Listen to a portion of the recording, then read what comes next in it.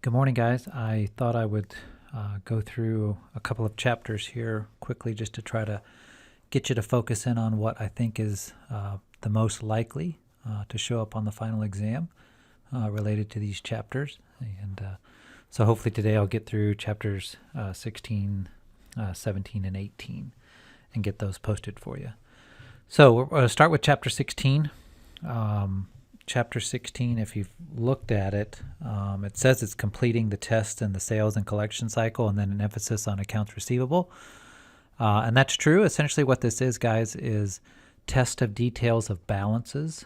We've been in the sales and collection cycle for chapters 14 and 15, essentially, wrapping up the controls and test of controls related to sales and collection, and then doing some attribute sampling, which we were able to apply to the sales and collection cycle, but we focused on attribute sampling related to test of controls primarily. So now the primary test of detail of balance for the sales and collection cycle is confirmations related to accounts receivable, right? When you think about the sales and collection cycle, the balance sheet account related to this cycle, at least the most important balance sheet account related to this cycle, is accounts receivable. And obviously it's a balance sheet account, and we will do a significant amount of test of details of balances on it. And the biggest test that we use is an AR confirmation. So I wanted to focus on that when it comes to Chapter 16. So first of all, what I did here is tried to isolate some pages for you guys. So if I were you guys, I would focus on pages 531 through 540, which essentially takes us through all of the balance-related audit objectives, and then gets us to the confirmations that we use in accounts receivable. And this overlaps very nicely with the research project that you should be working on as well, because you have to look up a lot of things related to AR confirmations. And so this actually overlaps and coincides really well. So focus on these 9 pages here in Chapter 16, and you should be great. Not just for the quiz. The quiz will be super easy, but you should be in really good shape for the final exam. So what I wanted to start with here are just all of the balance-related audit objectives, just to remind us what they are on the balance sheet side, and more specifically for accounts receivable. So obviously existence. Existence is one of the biggest audit objectives we have related to AR. We want to make sure that the recorded accounts receivable actually do exist, that they're real. The primary test that we use is a confirmation. And then obviously if we don't get the confirmation or we don't receive a confirmation back, we will have alternative procedures that we will follow up on, right? Confirmations, again, I think I've told you guys several times that test of details of balances are the most expensive types of tests that we do, and that's primarily because they take an inordinate amount of time.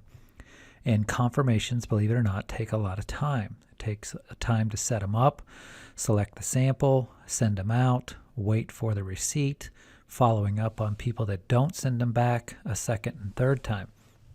So if they don't send them back, we have to use subsequent cash receipts or the examination of existing documentation to kind of follow up on those confirmations that we don't receive back. And believe it or not, guys, that takes an extraordinary amount of time. And I'll show you that here in just a bit. Second balance-related audit objective is completeness. We want to make sure that all of the existing accounts receivable are included. We usually don't have a specific test of detail of balance for completeness of AR. We use our completeness testing for the transactions to kind of make sure that this is happening. Because obviously, guys, if it's not recorded, right, completeness is a transaction that takes place that is not recorded. If it's not recorded, right, we can't send a confirmation to something that's not recorded, right? So there are no confirmations for completeness. Confirmations are completely useless to test the completeness objective. Accuracy, we want to make sure that the AR are recorded accurately. And again, we use confirmations for that and alternative procedures if we don't get the confirmations back. Classification, pretty straightforward. We want to make sure that the AR are classified appropriately.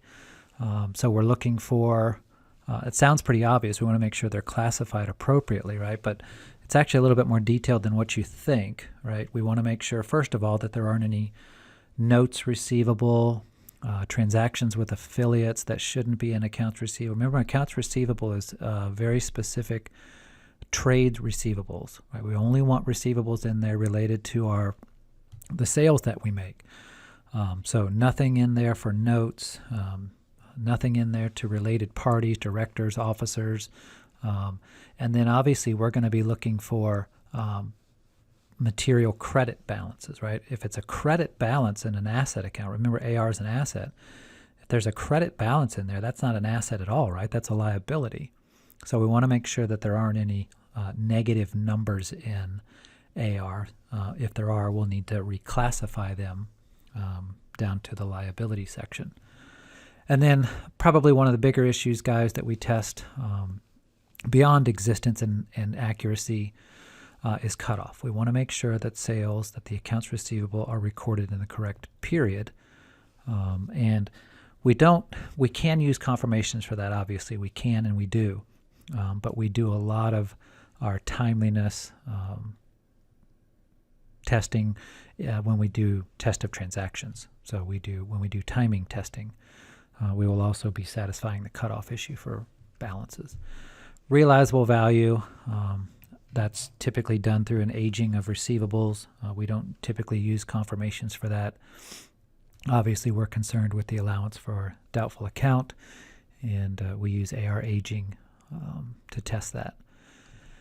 And detail tie-in, we'll do testing, we'll do footing of the AR trial balance with the general ledger, and we'll be tracing balances back and forth. Well, detail tie-in, runs from GL, ledgers, journals, source documents, so we'll be making sure that the transfers of numbers have taken place correctly for detail tie-in. And then rights and obligation, the final balance-related audit objective. We look through a lot of minutes, contracts. We're primarily looking for, obviously, the rights to receivables. If you've got an accounts receivable recorded on your balance sheet, right, the assertion is that you have the right to that it is your asset. So we're looking for anything that mentions the factoring of the receivables. So remember, if you factored your receivables, you've sold them, and they shouldn't be on your balance sheet. So that's not a transaction that gets entered per se, but it is discussed in board of directors minutes and with management. We get management rep letters, representation letters from management to make sure that they haven't factored those receivables and therefore would not have rights to those any longer. And presentation and disclosure, you are not required to do any of the presentation and disclosure objectives, so you can skip over those, although I don't think they're in the pages that I assigned. So read through those just to kind of see what we're looking for as it relates to the audit objectives for accounts receivable. Now, confirmations. Obviously, we used confirmations as one of the primary test of details for accounts receivable. And if you look, this is obviously the AICPA standard. AUC is a clarified audit standard, 505.03. It shows you that, and this should show up in your research project, by the way. Generally, confirmations are required. They're not an option. They're required for all audits if AR is material. If confirmations would be ineffective. So there are a couple of things that would get you out of that requirement, right? So, and these are the things that would get you out of this requirement. So if AR is immaterial, you don't need to send out confirmations. If you can show that confirmations have a very low response rate or an unreliable responses, you can get out of that requirement. Or if you can prove that the combined IR and CR, that's the risk of material misstatement, right? The combination of those two things. So if you can show that the combined risk of material misstatement is low, and that the substantive evidence can be collected is sufficient, then you don't have to do confirmation. So those are the three things that would get you out of that requirement. Now, here are just some things from the textbook that I think, and the research project that I think you should be aware of. Confirmations are very good with existence. They're very good with accuracy, and they're pretty good with cutoff, although there are better ways to do cutoff, but it does help us with cutoff. But confirmations can also help us with realizable value. Right? If you start getting a bunch of confirmations back where people are disputing amounts or arguing that the hey, I sent this back and it's still showing up in AR, or they billed me for 100 units but they only shipped me for 90 units, it could help us with realizable value, right? If people are disputing what they owe, right? They're not disputing that they owe something, but they're disputing the amounts that they owe. Clearly, we've got an accuracy issue, right? But it also says, look, you might need to reserve for some things because there's something going on here that's a little deeper. So the book doesn't mention specifically that realizable value is something that confirmations help with, but we certainly can help, or it may help us with discovering realizable value issues. And I've already mentioned it, confirmations are useless when it comes to completeness, right? When you send out a confirmation, right, as an auditor, think about where you would get your sample, right? You want to send confirmations to your client's customers. Where are you going to get your sample? Right? You're going to get your sample from the AR subledger, but you're going to get it from recorded transactions, right, in that AR subledger. So if you choose customer X, right, and you're going to send out a confirmation to customer X, the only thing that's going to show up in customer X's AR subledger are the recorded invoices, right? Invoices that have gone through, they've shipped them, they've issued an invoice, they've recorded that invoice. That's what's going to be in the AR subledger. Remember, completeness is something that got shipped but never got billed. Well, if it never got billed or never got invoiced, it won't show up in the AR subledger. So something that's not recorded is you're not going to be able to select that as a sample unit. So completeness, we're not able to satisfy any completeness objectives with confirmations. But we have other ways to help with that.